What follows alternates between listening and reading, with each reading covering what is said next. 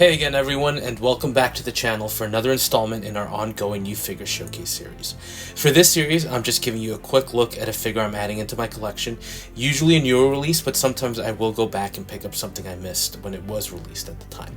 Now for today's video, we're looking at the Hot Toys Black Panther from the MCU's Black Panther Wakanda Forever. And as we all now know, this is the Shuri version of the character.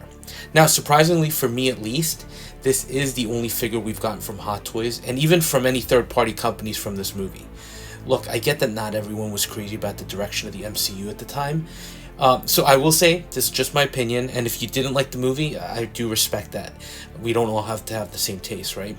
For me, though, I really liked it, and I thought given the untimely passing of Chadwick Boseman, Ryan Coogler and the rest of the team behind the scenes gave us a story that was actually pretty good. And choosing to start the movie with the moment that Shuri and her AI are trying to find a cure for T'Challa, which is completely unsuccessful, I thought that was a pretty powerful opening. So as a movie, again, I thought it was very good. And I liked the introduction of Namor into the story and into the MCU. But what's surprising is we still don't have a Namor figure, so not sure what happened there. I think for Marvel fans that would have been a must get, but it is what it is, and we're here ultimately to take a look at Black Panther.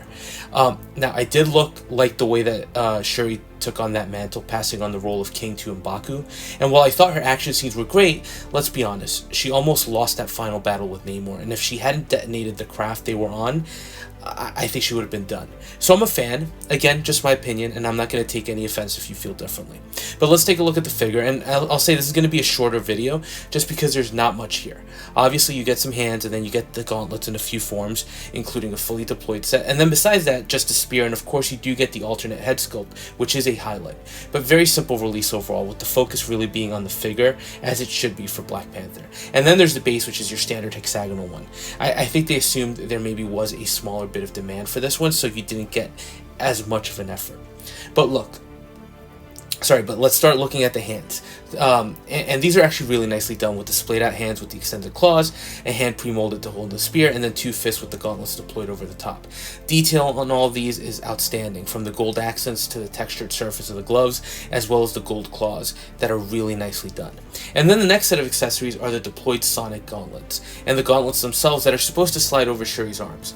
The gauntlets are shaped like panther heads with the nice gold highlights as well, creating the image of the eyes and the teeth, so it's well done, although I don't know that I'd call these accessories, especially considering that the smaller gauntlets are supposed to go over the arms permanently, but I guess they needed to be removable in order to allow you to swap out for the fully deployed versions, which do create a nice thickened forearm for the weapon, really showing that panther kind of image. And then the final piece you get is a spear, which is actually a pretty lengthy weapon. I like the sharp pike-like piece at the one side and then the blade on the opposing one. Detail is nice here with the textured surface on the blade and then the wood-like grain on the center grip. It's well done and gives you some nice alternate display options, but otherwise it's a fairly simple weapon, but it's just something nice to have in hand. So with that out of the way, let's jump into the figure itself, which is really impressive. And first, let's look at your fully masked sculpt. So this is a very distinctive looking helmet. Great texturing throughout, and the detail is just awesome.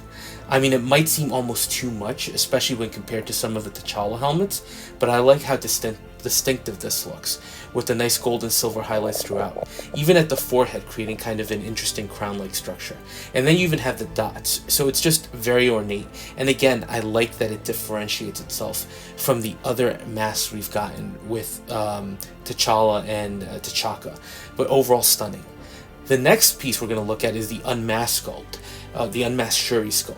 It's not the first time we've gotten one from Hot Toys, since we did get Shuri from the first Black Panther, but this one just looks amazing.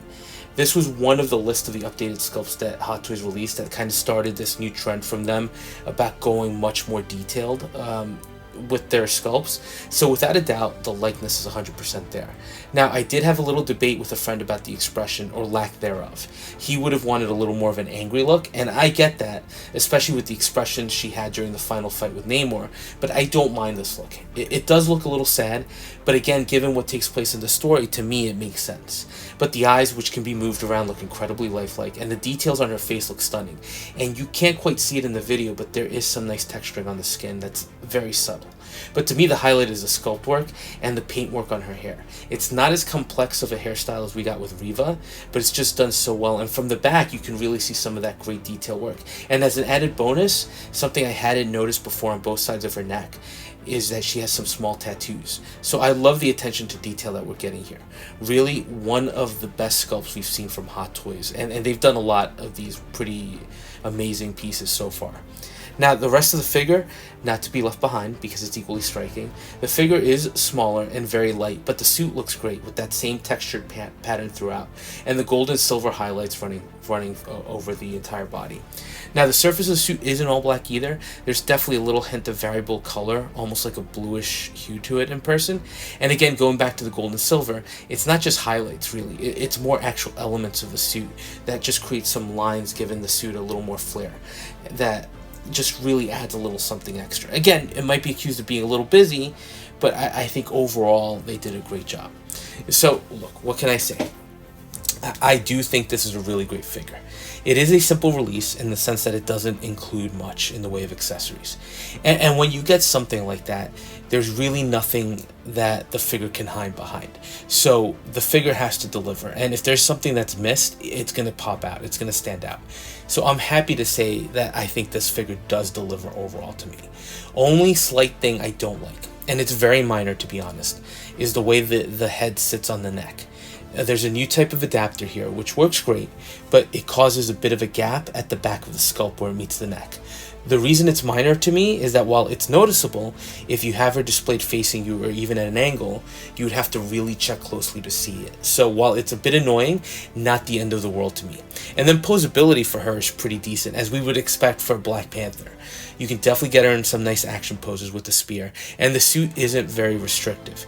It maybe the only hint of restrictiveness I found was around the thigh joints when you're trying to kind of move the legs, but overall, very solid figure. So I think this is a great release from Hot Toys.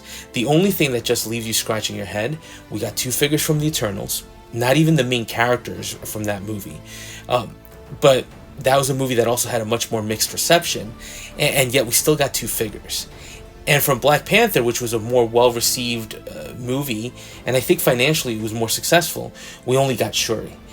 She was an obvious choice, but the obvious second choice, and I could have sworn when the movie came out that we were going to get him, was Namor. And with this figure, you could have set them up in a final battle sort of pose. But somehow Hot Toys decided to pass. And I doubt it's licensing, because Marvel Legends did a Namor, so it's just another one of those interesting decisions that Hot Toys makes that kind of baffles the mind a little bit.